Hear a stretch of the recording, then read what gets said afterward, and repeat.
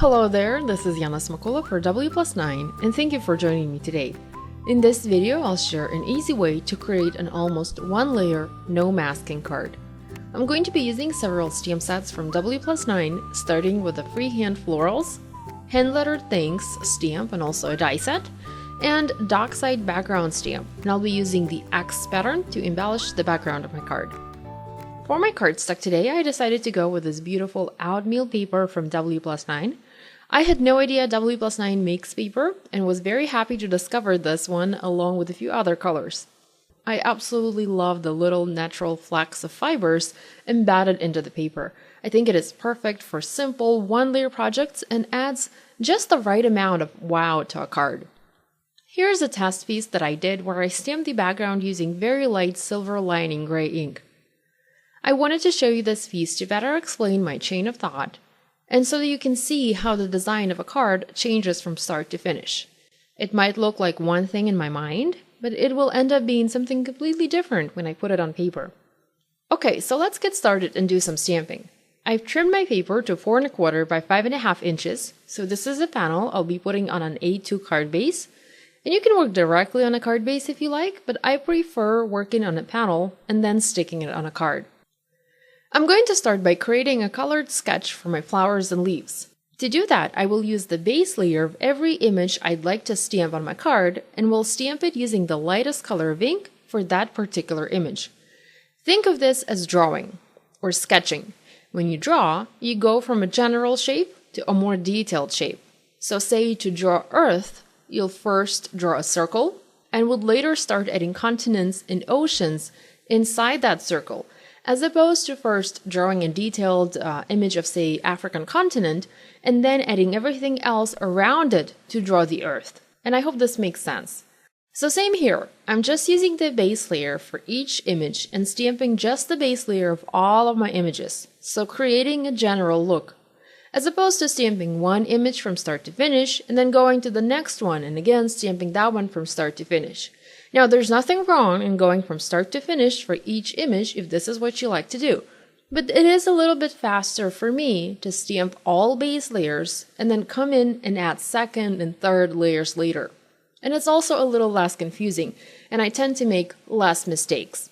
I first stamped the largest images, largest flowers, using my lightest yellow, hayride, and I stamped 3 of those to create a visual triangle on my panel. When stamping a pattern, you want to start with the largest image first. That will make it easier to fit smaller images around it.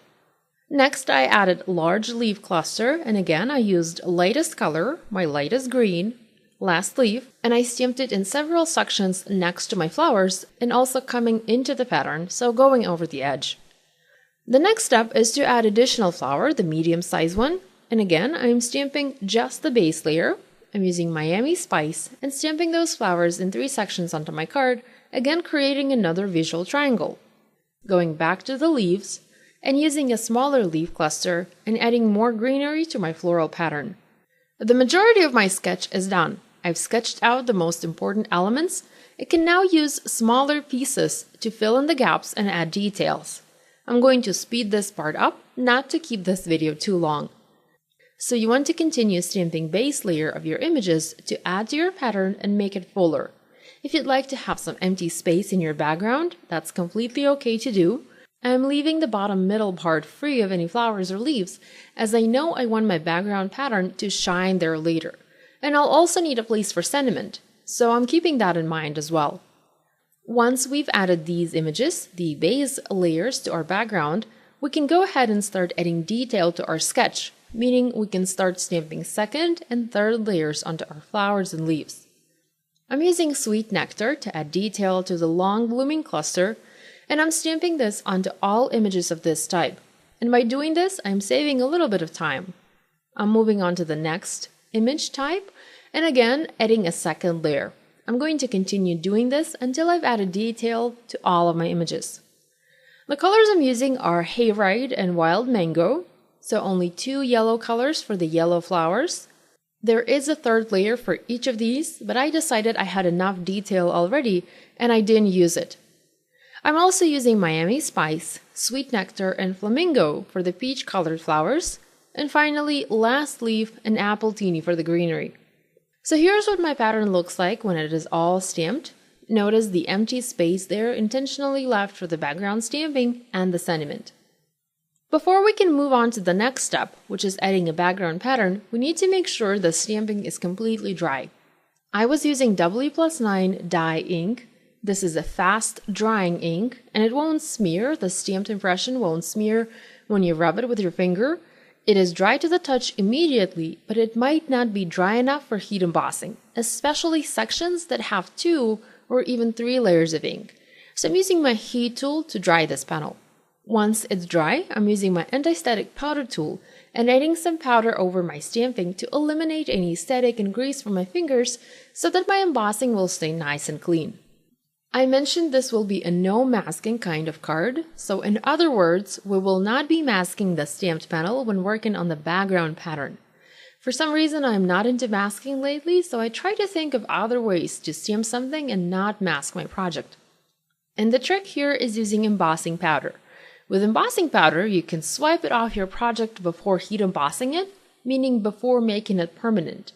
So I can stamp the pattern, add embossing powder, remove it from places I don't want it at, and then heat set it.